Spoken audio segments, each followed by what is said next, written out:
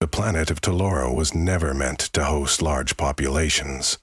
Its founders had set down roots with the understanding that they would spend decades coaxing the landscape into something habitable. Yet the unyielding wilderness, the orange sky thick with dust, and the deep layer quakes that rumbled day and night had steadied their resolve rather than broken it. The first generation of colonists toiled in half-buried modules, drilling in the relentless wind, building massive environmental processors that would one day knit Talora's crust into stability. Among those colonists was Osiris Marlowe, a lead engineer who oversaw 3 terraforming stations spread across the planet's equatorial belt. He had arrived on Talora as a starry-aimed dreamer, determined to transform an untamed sphere of rock into an environment that future generations could call home. He dedicated hours to calibrating seismic stabilizers and carefully placed atmospheric generators that sputtered out a slow but steady flow of oxygen. Not enough to breathe without a helmet, but sufficient to nudge the ecosystem's direction. Every piece of the terraforming puzzle was critical. Skylifts to manage airborne particulates, magma siphons to vent emerging volcanic gas, and injector rigs that introduced microbes into the soil, coaxing it toward fertility. Day by day, Talora was inching toward viability.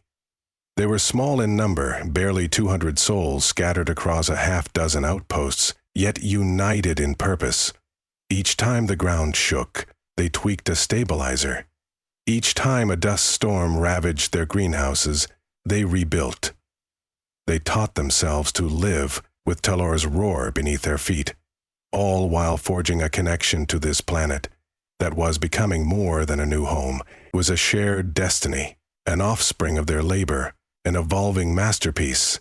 But fate had a cruel sense of timing. It was well known that an alien empire, the Vast Dominion, had been eyeing the frontier for years. They were known for striking lightly defended colonies to harvest resources. Reports trickled in through off-world comms about caravans seized and mining stations obliterated. Talora, with its advanced terraforming rigs, highly prized technology that could reshape entire worlds, had become a tempting, if not immediate, target. The colonists hoped Talora's harsh environment would dissuade a quick invasion. They were wrong. The first sign came as a flicker on long-range scanners. Then came a faint comms intercept, a message in a language the colonists had learned to dread. Osiris received the update in the middle of a supply run, carrying fresh nutrient vials to a greenhouse cluster.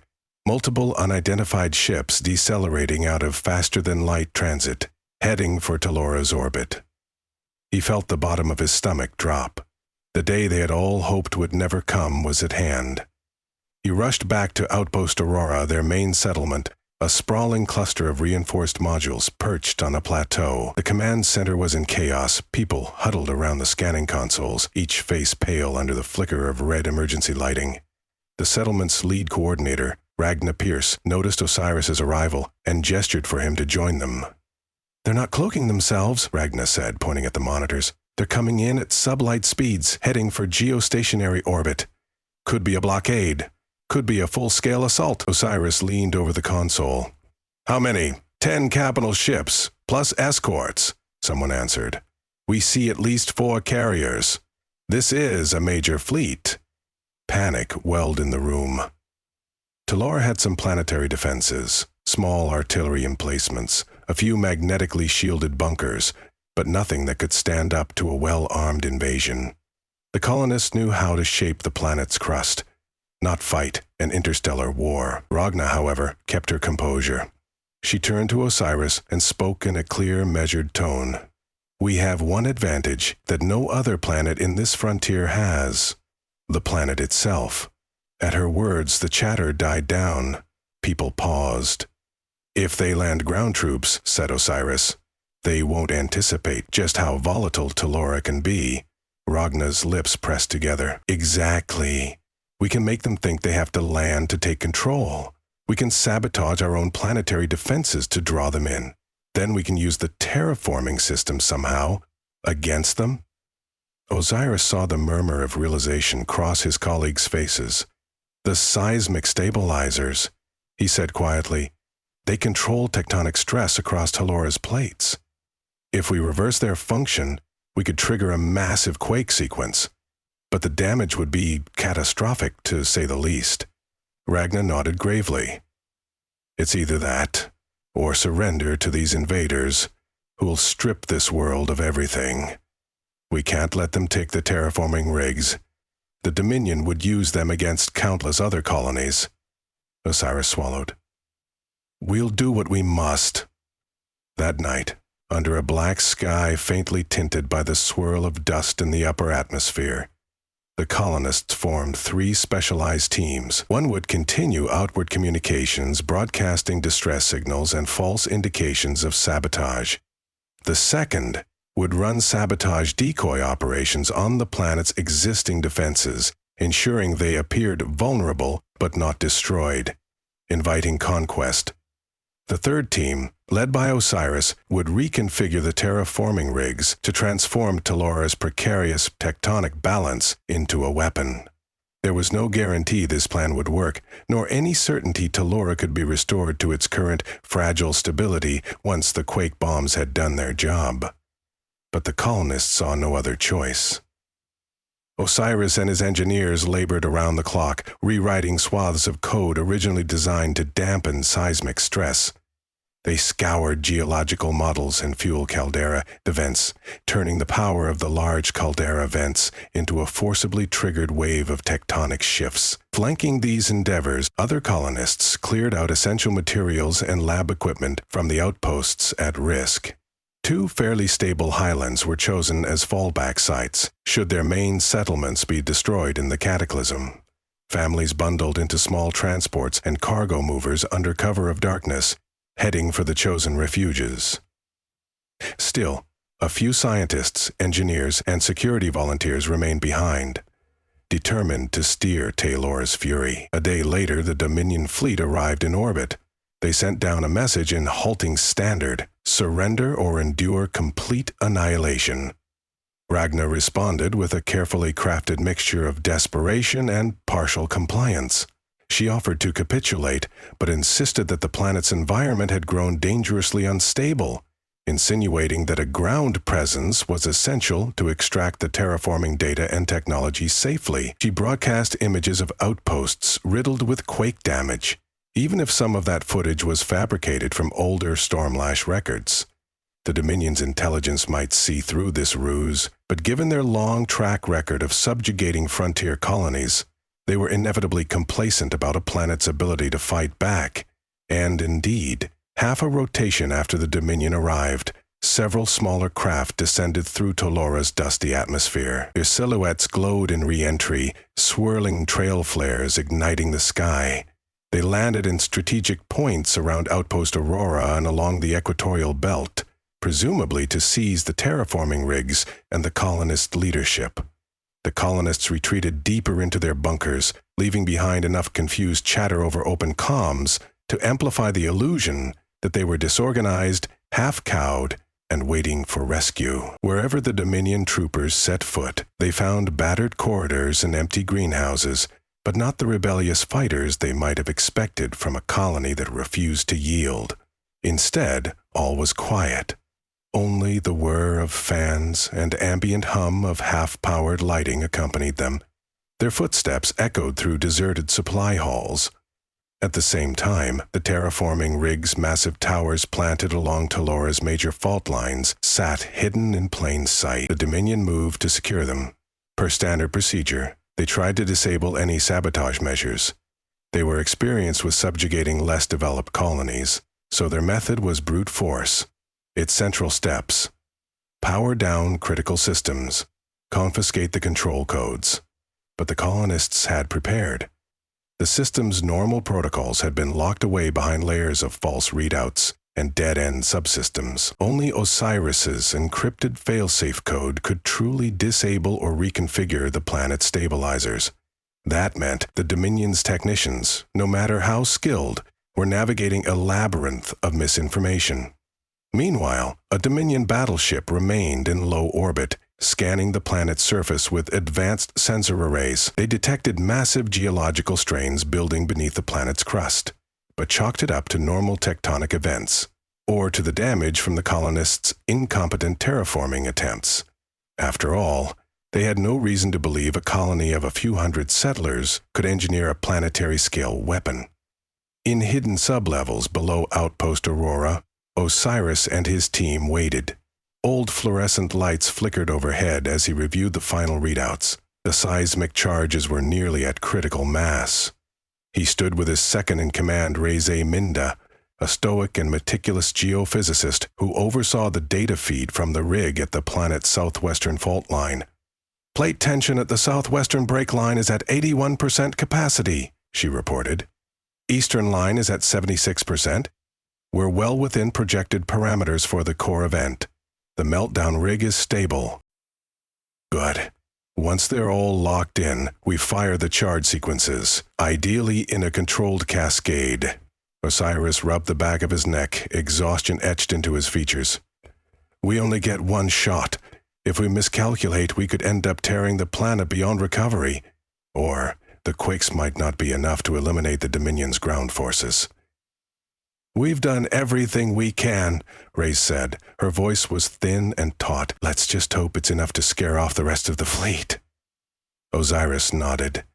He checked the feed from the infiltration cameras scattered around Aurora's surface modules. They showed Dominion troopers relocating equipment, taking over command centers, trying to crack access codes. It was a matter of time before they reclaimed partial control of the terraforming rigs. That was Ragnar's cue to start the final step of the deception. She activated a wideband transmission out of a fallback station in the Highlands. "Attention, Dominion. We are prepared to surrender all codes to the terraforming systems. We only ask you spare the workers and children." On the surface, Dominion troopers stiffened, glancing at each other with victorious sneers. The message continued. "I am transmitting the coordinates of the Master Control Station. Bring your top engineers there, and you'll unlock the entire network." She paused, perhaps for dramatic effect. "For the sake of Talore, we beg you to proceed carefully. The seismic stabilizers have grown dangerously unstable." The Dominion wasted no time. A portion of their ground army converged at the designated coordinates. An underpowered section of Outpost Aurora that had once housed data servers for the terraforming project. From Osiris's vantage in a locked-down module a kilometer away, he watched them funnel into the subterranean hub. The trap was set. Moments later, Ragnar's voice crackled through Osiris's local comm. "They've taken the bait. Beginning final lockdown." Osiris took one last anxious breath and keyed in his authorization codes. For a second, nothing happened. The ground was still. But then, deep underfoot, thunder boomed. The planet's tension rods, built to vent or reroute pressures, were reversed, forcing the crust to slip and grind in ways nature never intended. Hammers flickered as a rolling quake cracked the battered walls of the outpost. Some collapsed entirely, burying Dominion troopers. Dust poured from fissures in the ceiling. The quake continued building, wave after wave, rattling every metal strut in the tunnels. The southwestern rig triggered next, in a region churned by volcanic instability. Plumes of molten rock shot upward through old vents. Dominion squads stationed near the rig scrambled to escape the superheated flows, only to find footpaths torn open by cracking ground. A full seismic meltdown was in effect. The troopers' vehicles, parked on slabs that had seemed stable, were thrown like toys. Metal shrieked against metal as entire structures collapsed. Up on the plateau, the Dominion's field officers shouted orders into comm links to their orbiting command vessels, but the atmosphere's swirling dust storms, amplified by the terraforming network's forced meltdown, led to heavy interference. Orders were lost, signals jammed. Some ships above the planet attempted to launch rescue craft, but the swirling dust cloud made a stable approach nearly impossible. The Dominion had assumed numerical superiority would be enough. They had never battled a planet turned on them by design. Each rig triggered in calculated succession, unleashing a controlled chain reaction of tectonic collisions. Enormous rifts opened across Telora's surface. The planet's crust flexed like a living thing, condemning the invading army to sink or be crushed. Deeper below the outposts, dormant faults roared awake. Seas of molten rock churned beneath the battered settlements, swirling upward as unstoppable fountains of magma. The invaders, who attempted to flee, were pelted by superheated winds and pyroclastic surges. Enormous dust clouds swallowed entire squads, along with the hulls of their once proud transports. Curled up in the command bunker, Osiris felt the quake's pulses resonate through his bones. He prayed that the structural enhancements in this subterranean module would endure. Monitors showed the cataclysmic scale of destruction. Waves of planet-borne fury flinging the Dominion's vehicles into chasms, swallowing entire regiments in avalanches of rock. Some Dominion mechs tried to cling to stable ground with grappling anchors, only to be ripped free as the ground itself gave way. In orbit, frantic Dominion capital ships hovered at the brink of the atmosphere, uncertain whether to send more troops or cut their losses. Their scans revealed catastrophic tectonic upheaval that would likely rage for hours, if not days. Tellura was essentially uninhabitable in this state, an unstoppable chain reaction still unfolding. And the Dominion's prized theft, the terraforming technology, was now lost to them. They had no reason to continue a campaign that was draining resources. Before the meltdown ended, the battered remains of the Dominion ground force signaled retreat. Within hours, the entire fleet accelerated away from Tellura's orbit, leaving behind only a handful of battered landing craft. The Dominion had lost too many soldiers and too much time to a world more formidable than they ever anticipated. When the tremors finally began to subside, the colonists emerged cautiously from their hidden refuges. They walked through a changed landscape, towering pillars of rock pushed up where there had once been flat terrain. Great canyons now crisscrossed the equatorial belt. The outposts that remained were battered, pockmarked with fractures, and half buried by debris. The planetary atmosphere was choking with dust. On the horizon, ribbons of molten rock still glowed red, cutting a swath across the cratered plains. Nearly every terraforming rig was damaged beyond immediate repair. Surveying the aftermath, Osiris felt the weight of exhaustion press on him. He gazed at the endless fields of rubble and tried to focus on a question. Had it been worth the price?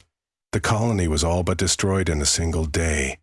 The dream of slowly reshaping Tellura into a habitable paradise might need centuries now, with years of progress undone. Yet the alternative, being crushed beneath a foreign empire, would have been far worse. Tellura's sacrifice had saved them from a fate of slavery or annihilation. Survivors set to work at once, searching for wounded colonists and sifting through wreckage for salvage. Despite the devastation, there was relief in the air. The Dominion was gone, forced to flee. For the first time in days, people breathed freely. "Osiris!" someone called amid the chaos. He turned to see Ragna approaching him, face streaked with sweat and dust. She coughed, but wore a look of determination. "We have medics out searching. We need all the able-bodied to help. There are pockets of collapsed tunnels near the southwestern ridgeline." He nodded. His limbs shook with fatigue, but adrenaline still fueled him. "Let's do it." They spent the next hours digging out colonists who had sheltered in sublevels. Some injured were pinned beneath collapsed beams. A few had minor fractures, but the bunkers had been constructed with quick, resilient engineering, and that had spared many. Almost everyone who took refuge in the fallback sites survived, though they emerged into a world violently reshaped. Over 100 colonists soon congregated at Outpost Aurora's least damaged square, near a battered but intact greenhouse. They lifted away slabs of cracked roofing to retrieve seeds, stored proteins, and the last functioning water purifiers.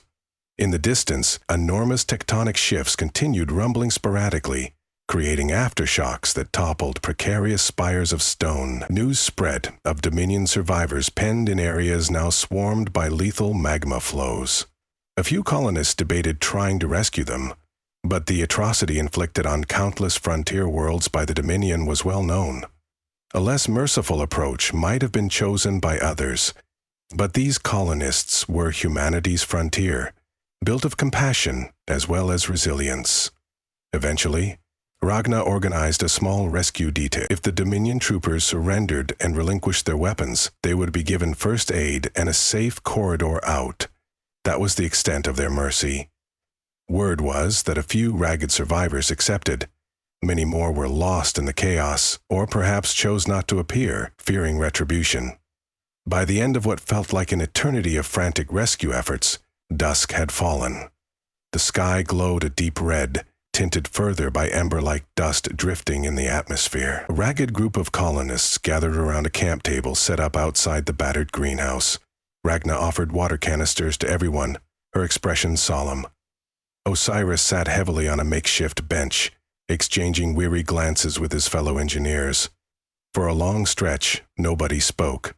The wind hissed softly at the edges of newly formed canyons. Finally, Ragna broke the silence. "They're gone," she said softly. "The Dominion. We did it.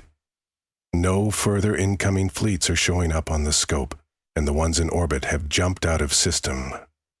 A few heads dipped in relief, while others stared blankly at the shattered horizon. Their once hopeful terraforming venture had become an unrecognizable expanse of quake-scarred terrain. But they had survived, and the invaders had not. That victory might be enough to rebuild on. "We'll salvage what we can," Reyes said, her voice muted as she tapped on a battered tablet showing geological readouts. The meltdown rig was a partial success. Some of the planet's stabilizer systems remain, though they are badly damaged. With time and effort, we might rebuild them. Ragna gave a faint nod. Tellura is as harsh as a planet can be, clearly. I suppose that's always been both its curse and its blessing. We must have known deep down that it had the potential to fight back harder than most worlds. Across the table, Osiris closed his eyes.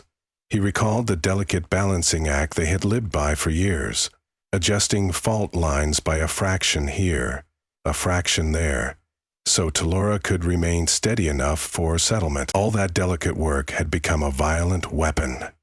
The sorrow remained lodged in his chest, but he opened his eyes to see the determined faces of his fellow colonists. They were battered, yet unbroken.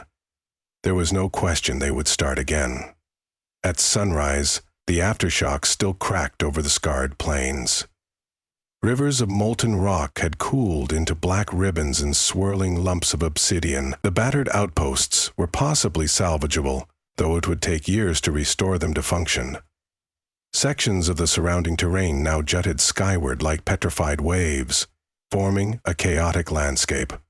Osiris stood on the edge of a newborn cliff, looking down at the half-buried remains of terraforming vents that he had once meticulously tuned. He wondered if they could ever again stabilize the planet. He wondered, too, if the colony would remain.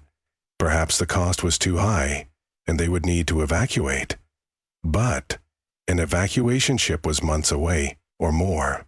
They had nowhere immediate to go. Ragna approached and stood beside him. She followed his gaze down to the blackened, twisted structures among the dust-choked ravines. "It's a new day," she murmured. "In more ways than one." "Is it worth trying to stay?" Osiris asked, his voice subdued. "We might have triggered more damage than we can ever reverse." She lifted her eyes to the battered horizon. "We've poured too much of ourselves into this planet to abandon it. Yes, it's a disaster zone, but still, it belongs to us. We do have the knowledge, and we might have enough working technology to keep going. The meltdown wasn't total. There's a chance, slim, but real, that we can coax it back to life. We have to try." Osiris felt an unexpected warmth in her words, a determination that echoed his own initial reason for coming to Tellura. "Then we'll re-establish the outposts," he said. "We'll salvage the rigs that can still run. The planet hasn't beaten us yet. And we owe it to ourselves and future generations to keep this dream alive, no matter how battered it looks." As the dust-laden sunlight brightened, colonists fanned out with survey equipment and portable power packs, marking the ground for stable locations for new shelters. Some scouted the remnants of the Dominion's equipment, hoping to adapt leftover technology for planetary repair. Crews formed search lines to find any signs of survivors or reserves that might still be hidden in the rubble. The tasks multiplied as a reminder that survival on Telora was a daily battle. Over time, the group around Outpost Aurora reconnected with the other fallback sites. They shared supplies, recounted stories of near escapes. People wept at the news of each lost friend. But they also found relief in each new face discovered alive. It was a wounded community learning how to stand again. A few days later, with the quake's calm to sporadic tremors, Osiris joined Reyes and a small science team atop a wide ridge. Below them lay a fractured valley that had once been a broad plain. The meltdown rig near the southwestern fault line had cracked the land open like an egg. Yet now fresh columns of steam rose in columns, reminiscent of hot springs forming in new pockets. The swirling dust had settled somewhat, making it easier to breathe, albeit still requiring filters. One of the geologists, an older man named, slowly scanned the terrain with an instrument-laden rod. If we reroute the coolant lines through what's left of the southwestern rig, we could mitigate some of the new volcanic flows, he said. It'll take months just to get the infrastructure stable enough for habitation, but it's possible we can do it. We still have the blueprint data, and ironically, some of the Dominion's leftover hardware might be repurposed. Osiris felt a spark of hope.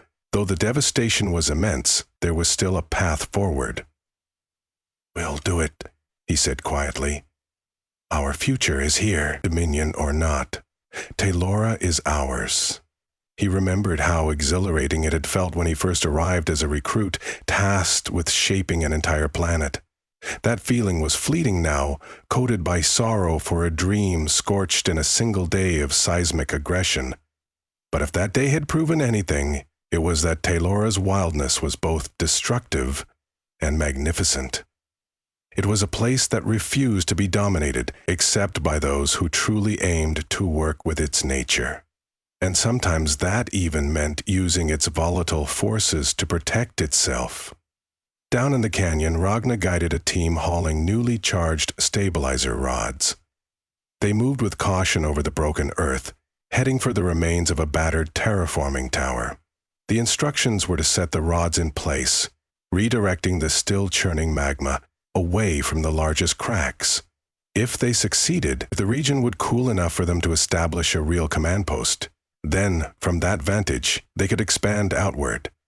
Telora had become a fortress built by necessity. It was no longer a gentle frontier. Still, the colonists refused to abandon their own creation. They had torn it apart to save themselves, but they would find a way to put it back together. Over the next few months, perched in a world that was still trembling with aftershocks, they reclaimed their place. They patched the major outpost domes, repaired solar arrays, and re-established comms networks with nearby systems to warn them of the Dominion's ambitions. The Dominion, for its part, would likely not revisit Telora anytime soon. The news of their catastrophic defeat spread quickly among the frontier. Rumors flourished that Telora was a cursed world, or a cunning death trap, or an engineered anomaly. The colonists let these rumors grow. Perhaps the fear would deter future invasions. In truth, Telora was no more cursed than any newly settled planet, but the colonists had wielded it with the skill to cripple a militarized fleet. When dawn broke on the first day that the stabilizers flickered back online, albeit at a fraction of their original capacity, Osiris took a long walk along the northern ridge. He stopped near a newly formed gorge, watching streams of cooling lava carve themselves into ridged pathways.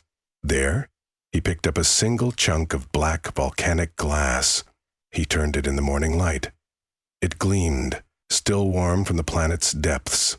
He caught sight of Reyes making her way across the rocky terrain toward him, device slung over her shoulder. All around them, the air pulsed with the memory of recent upheaval. She paused, adjusting her face mask. "We're ready to try the calibrations," she said. "We have to be incredibly precise to avoid triggering another meltdown. Still, the data suggests the planet's crust is beginning to settle." Osiris nodded. He placed the obsidian in a specimen pouch at his belt. a silent token of what Talora was capable of. "It's a new beginning," he said. He looked around, seeing no sign of the Dominion, no sign of any external threat. Only Talora's raw, primordial majesty remained, battered and chaotic, but wholly theirs to rebuild upon. They had tamed it once, just enough to live. Now they would do it again, this time with full understanding of what harnessing a planet's might truly meant. "Let's proceed," Osiris said. "We've already shown we can break a world. Now it's time to show we can heal it." And with that he joined Reyes and the others, forging onward across the jagged ridges to begin a new chapter in Talora's turbulent history. The planet was a survivor, just like its colonists, and together they would rise from the ashes of tectonic chaos to ensure that future generations could stand under Talora's orange sky, free from tyranny. And should any new invaders come searching for easy prey, they would learn the lesson that the Dominion had. This was a place defended not just by weapons or starships, but by the very crust and fire of the planet itself. The colonists would remain vigilant, prepared to harness Talora's seismic heartbeat in defense of their home, honoring the world that had become both a savage guardian and a place bound to their dreams.